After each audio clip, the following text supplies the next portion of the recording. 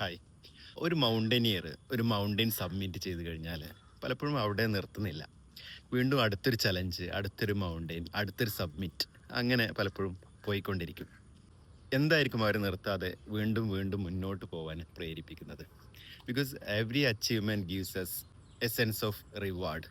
I did it എന്നൊരു feeling ഉണ്ട്, അല്ലെങ്കിൽ അതിൽ നിന്ന് കിട്ടുന്ന ഒരു ഡോപ്പമീൻ സ്പൈക്ക് ഉണ്ട്. അതായിരിക്കാം മിക്കവാറും അവരെ എൻകറേജ് ചെയ്യുന്നത്. ഈ മൗണ്ടനിയറിംഗ് മാത്രമല്ല ഇത് സംഭവിക്കുന്നത്. അത് ബിസിനസ്സിലാണെങ്കിലും ഒരു ബിസിനസ് സ്റ്റാർട്ട് ചെയ്യുന്നു, സക്സസ്ഫുൾ ആകുന്നു, അത് എക്സ്പാൻഡ് ചെയ്യുന്നു, അടുത്ത ഘട്ടത്തിലേക്ക് പോയിക്കൊണ്ടിരിക്കുന്നു. അങ്ങനെ പല മേഖലകളിലും ഇത് സംഭവിക്കാറുണ്ട്. ഞാൻ ശ്രദ്ധിച്ചിട്ടുള്ളൊരു കാര്യം, ഈ സെൻസ് ഓഫ് റിവാർഡ് അല്ലെങ്കിൽ അച്ചീവ്മെൻ്റ് എന്ന് പറയുന്നത് വലിയ വലിയ കാര്യങ്ങൾ ചെയ്യുമ്പോൾ മാത്രമല്ല, ചെറിയ ചെറിയ മൈൽ സ്റ്റോൺസ് അച്ചീവ് ചെയ്യുമ്പോഴും ഈ കാര്യങ്ങൾ കിട്ടാറുണ്ട്. അപ്പം അതിന് വേണ്ടത് നമ്മൾ ചെയ്യുന്ന കാര്യം വലിയ ഗോൾ ആക്കി മാത്രമല്ല, അതിനെ ചെറിയ ചെറിയ അച്ചീവ്മെൻറ്റ്സ് ആയിട്ട് ചെറിയ ചെറിയ മൈൽ സ്റ്റോൺ ആക്കിയിട്ട് കൺവേർട്ട് ചെയ്യുക എന്നുള്ളതാണ്.